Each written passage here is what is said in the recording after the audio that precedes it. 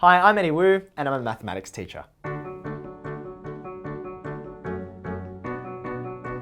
I think it's a really common struggle that many people, students and adults alike, have experienced, that they maybe were encountering a problem and they couldn't arrive at that final number, or the final number they arrived at wasn't the one that the teacher was searching for.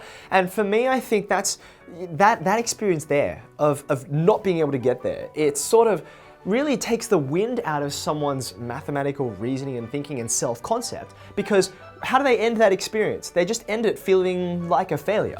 I think back to the lessons of storytelling, and you can have a movie or a play or a book that has a kind of average beginning, an okay middle, and it has a great ending. Then you come out of it thinking, that was amazing. And conversely, it's true, you can start off with a great punch and have a very amazing, surprising middle, but if you end in a way that is dissatisfying and sort of leaves you deflated, you go away from that experience very much disliking it. And there's an emotional sort of resonance there with, like, that was not a great experience. And many people feel mathematics that way. They forget about the journey that they took to understand, what were all these pieces? How did they all fit together? And then I made some routine arithmetic error that meant my number out the end was 10 times larger than it was supposed to be.